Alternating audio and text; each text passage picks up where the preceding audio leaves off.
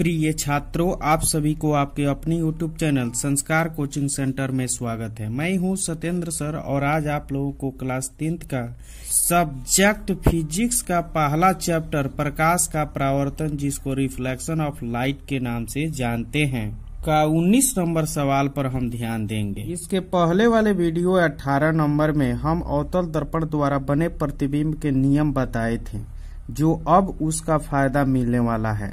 लेकिन आज हम लोग अवतल दर्पण के सामने वस्तु को रखकर भिन्न भिन्न प्रकार के प्रतिबिंब प्राप्त कर सकते हैं।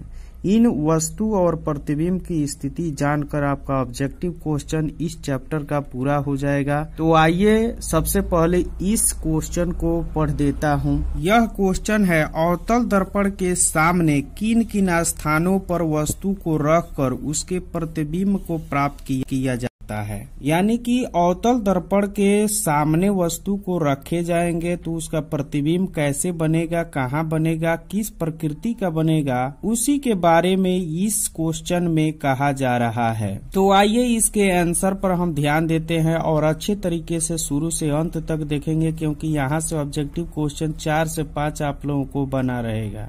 हम जानते हैं कि अवतल दर्पण के द्वारा बने प्रतिबिंब की स्थिति उस दर्पण के सामने रखी गई वस्तु की स्थिति पर निर्भर करता है।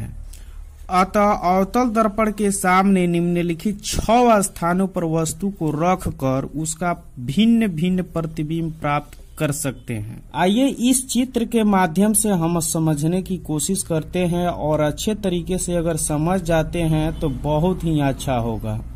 इस चित्र में M और M' अवतल दर्पण का मुख्य द्वारक है और P अवतल दर्पण का ध्रुव है और F मुख्य फोकस और C वक्रता केंद्र, और इसके आगे जैसे बढ़ते हैं तो अनंत है। यानी कि अवतल दर्पण के सामने यह वस्तु को रखा जाएगा तो प्रतिबिंब किस किस प्रकार का होगा। तो आइए उसके बारे में हम लोग देखते हैं कि कहाँ कहाँ वस्तु को रख सकते हैं और वह 6 स्थान कौन कौन सा है।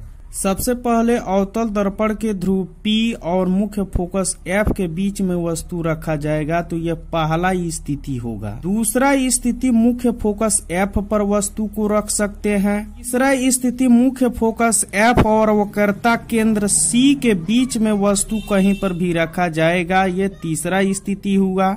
चौथा स्थिति वक्रता केंद्र C पर ही वस्तु को रखा जाएगा।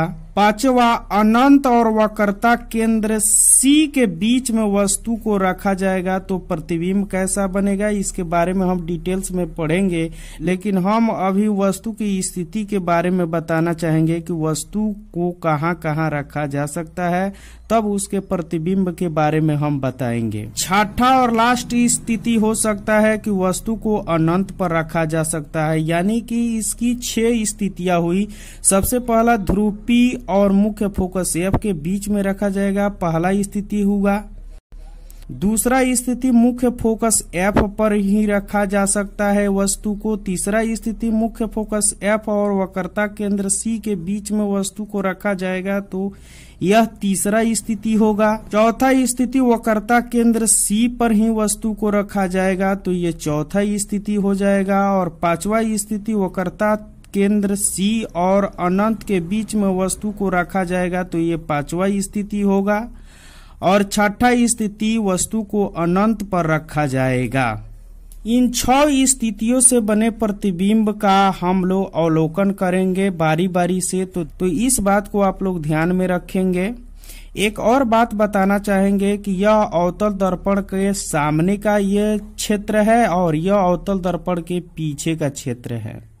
यह इसलिए बताना चाहते हैं कि जो प्रतिबिंब इधर बनेगा तो वह दर्पण के पीछे होगा और जो प्रतिबिंब इधर बनेगा वह दर्पण के सामने कहलाएगा। एक और बात याद रखना है कि दर्पण के सामने जो प्रतिबिंब बनता है वह वास्तविक और उल्टा बनेगा और दर्पण के जो पीछे प्रतिबिंब बनेगा वह काल्पनिक और सीधा बनेगा। तो आइए इन्हीं से रिलेटिव हम संक्षिप्त में कुछ पॉइंट नोट किए हैं, पहले नोट कर लेंगे, उसके बाद में डिटेल्स में हम लोग पढ़ेंगे। तो आइए हम चाहते हैं कि आप लोगों को इसको बता दूं, तो देखते हैं। पहला नंबर है ध्रुव P और मुख्य फोकस F के बीच वस्तु को रखने पर उसका प्रतिबिंब दर्पण के पीछे बनेगा, काल्पनिक बनेगा, सीधा और वस्तु से बड़ा प्रतिबिंब बनेगा। दूसरा कंडीशन है कि मुख्य फोकस F पर वस्तु को रखने पर उसका प्रतिबिंब दर्पण के सामने अनंत पर बनेगा, वास्तविक, उल्टा और वस्तु से बड़ा प्रतिबिंब बनेगा।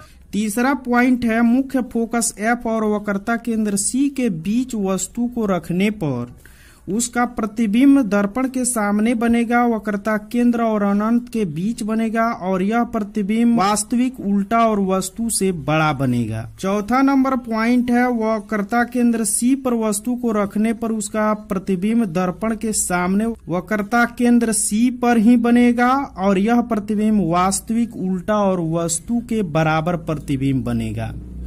5 नंबर पॉइंट में है वक्रता केंद्र C और अनंत के बीच वस्तु को रखने पर उसका प्रतिबिंब कैसे बनेगा। तो यह प्रतिबिंब दर्पण के सामने बनेगा, वक्रता केंद्र C और मुख्य फोकस F के बीच बनेगा और वास्तविक, उल्टा और वस्तु से छोटा बनेगा यह प्रतिबिंब।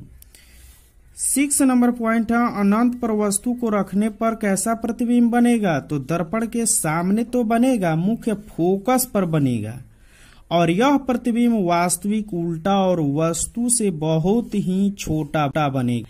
यानी कि इन सभी कथनों को हम एक एक करके उदाहरण के साथ आप लोगों को बताएंगे। तो आशा करता हूं कि यह वीडियो आप लोगों को पसंद आया होगा। तो लाइक, सब्सक्राइब जरूर कर दें। धन्यवाद।